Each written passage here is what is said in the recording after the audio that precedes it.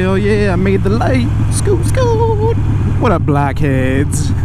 So this is the follow-up video for the just having installed the GoPro. Damn, this guy behind me is driving kind of aggressive. If you could calm that down a little there, and like not run into me, that'd be great.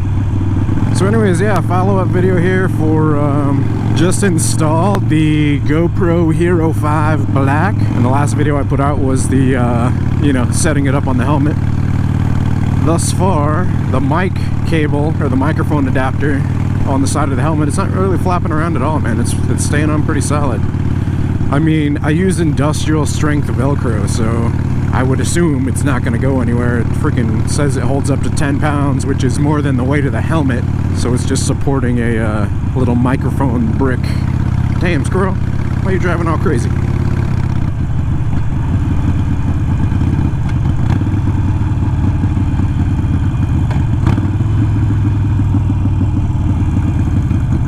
For those of you that say that I don't engine brake or rev match, boom, like there you go. I just freaking did it.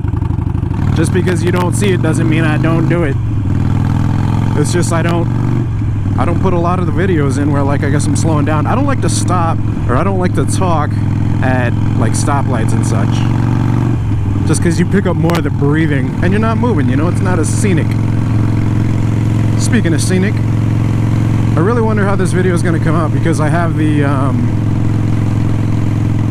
image stabilization on. So current settings right now, I have, well, obviously brand new GoPro Hero 5 Black, and I'm recording at 1080p at 60 frames per second, which is exactly what my Hero 4 Silver would do, but I have the image stabilization turned on for this one, so we'll kind of see how it looks. As per videos that I saw on YouTube where people were using the image stabilization, it looked really good.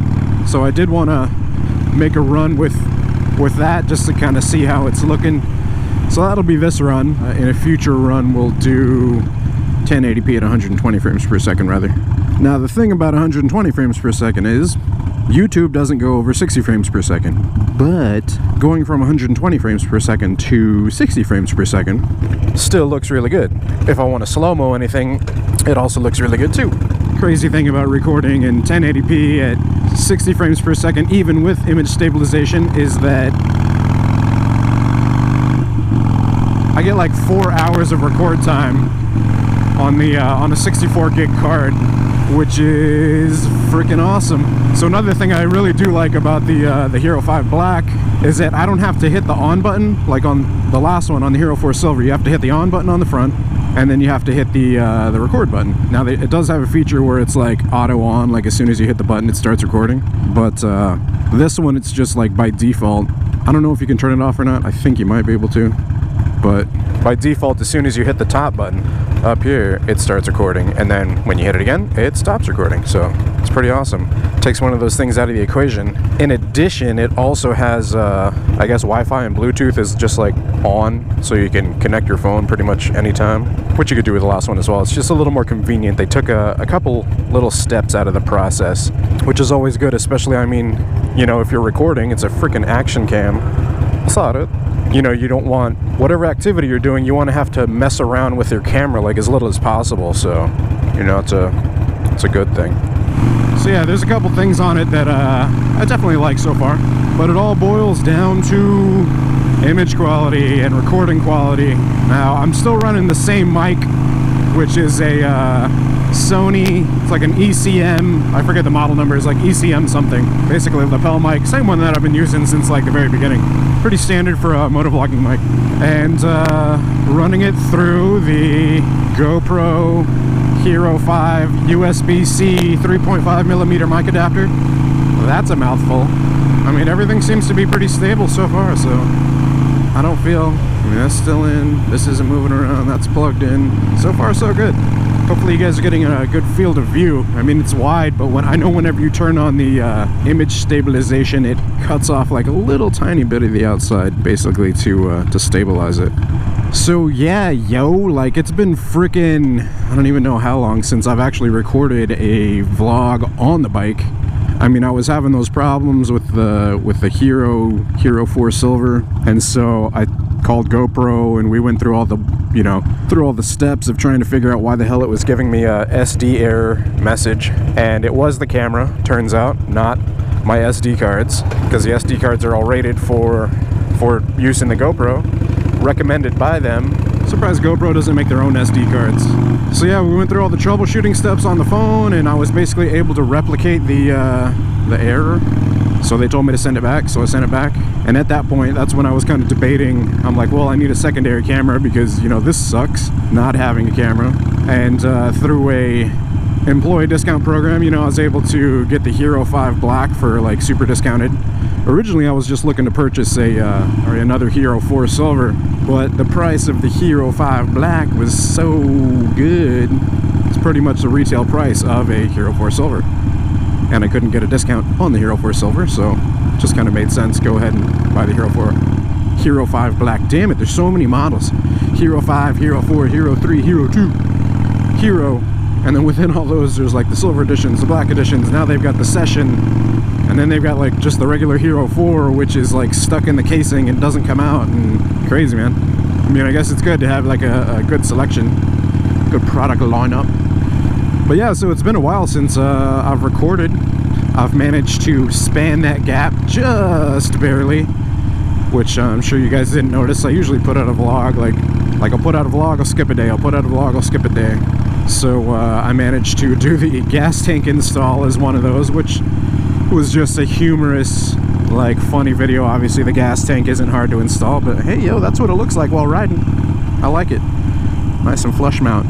And I had a lot of people talk about, I guess the ones that they ordered ended up leaking. Yeah, I guess the ones they ordered ended up leaking. But, I mean, so far so good on mine. No leaks. So that's good. But I'll keep you guys posted. I'll definitely do a review of it, you know, in the future, and give you guys my feedback after I've had it for, you know, like a length of time. I like to have the products for a little bit, you know, so I'm like actually giving you guys an honest review of things.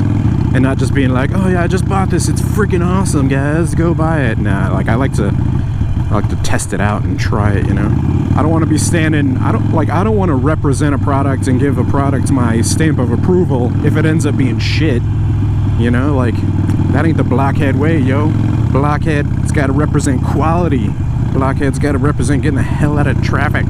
So yeah, a couple of updates since, you know, I haven't actually ridden in a little bit. I know you guys were looking for updates on the drag bars, because in the initial feedback video, I was basically saying that, yeah, like they were causing me to hunch forward a little bit, and that I would need to basically pull them back a little bit. And so I have since pulled them back, and they are much better now. They weren't terrible before, but they would have definitely gotten more annoying on like longer rides. But so yeah, like instead of having them angled downwards, you know, they were like down here, I pulled them more back, and yeah, they're much better, much more manageable. My back isn't like, I'm not hunching over, like I'm sitting on the bike, but my back is straight, you know. So like I'm sitting up, but I'm leaning forward with my back straight. But I mean, I think a lot of that has to do with, you know, the height, like rider height. So like I'm 5'10", and you know, if you're taller than that, obviously it's probably gonna make you hunch over, like you're gonna have some bend in your back where you're like leaning forward. But I mean, for me, it's working out, yo. It worked out, man. I thought there wouldn't be any traffic this way. Usually I take the other way. See, this would be a nice ride because it's got a couple of little twisties whenever there's like no traffic. Also out this direction is Shaquille O'Neal's house, Shaq. Oh look, some writing in the sky. Look at that house. That shit is great. Gardener's trimming up the wall. So yeah, anyways, the drag bars pulled them back, and they're awesome now. Definitely loving them. They feel good. They make the bike feel, you know, more responsive, more sporty, and they make the bike look great. Like, I definitely like the profile of it, especially with like the new flush mount gas cap. There was something else that I wanted to update you guys about. Oh yeah, I posted up that video, I forget which video it is, but like at the very end of it I was kind of complaining about the headlight, because the headlight was it was shaking. It was basically like the vibration from the bike was causing it to vibrate out of the metal mount that's on the back of it, which was causing it to basically, like, it would vibrate out, it would scooch forward a little bit, and then it would like tilt, and it will start tilting always to the left because of the way that the wire was bunched up behind it. And so yeah, it would always basically tilt to the left. Any of you guys know what the hell that says in the sky? It's freaking planes writing letters and stuff. They always do that here in Orlando. They'll write like Jesus loves you and God in the smiley face or something. So anyways, yeah, I posted up that video about the whatever the hell the original, oh yeah, it was a drag bar feedback video, and at the very end I got off to look at the bike and I was looking at the headlight. And so quite a few of you guys, I want to say like 5 or 6 people basically posted up basically telling me a fix, basically saying like, hey, you can do this to fix that, or I had the same thing happen to mine and this is what I did to fix mine, which is freaking awesome. Like, I was totally trying to think of a way to fix it, and I'm like, man, like I can't think of a way. I was trying to think of like making a bracket or something, you know, like working with some metal and getting it going. But you guys came up with some much easier ways, and so the solution that I went with was basically a 3M double-sided foam tape. So basically, whenever you put the headlight grill with the LED Daymaker style headlight, there's a little bit of a gap because it doesn't have the original headlight ring. And so that little tiny bit of a gap is what basically caused it to move forward just enough to where it would move out of the bracket, because there's a little notch like on the bracket that fits into a little notch on the headlight. Let's go into Windermere Landing, get lost in a neighborhood real quick. So yeah, the little notch would basically come out of that little piece of metal, the metal bracket, and it would vibrate forward. And so basically the grill piece, I feel like I should be off of the bike talking to you guys about this so you can see it. I'll step off right here real quick. So yeah, see, it's still straight. So basically this metal ring that goes behind it and the metal grill that goes on in the front, it was moving. Like, it had a little bit of movement front to back, and so that little bit of movement, like, you'd push it back and it would vibrate like forward just a little bit, like seriously by like that much. And so that moving it forward would cause the headlight to basically move forward out of the metal bracket that's on the inside of this, and it would start to go this way. That's why I was always like, damn it, and like I was pulling it, pushing it. So basically what I did is took this metal ring off the back, pressed this as far as it would go, and then I put some double-sided foam tape.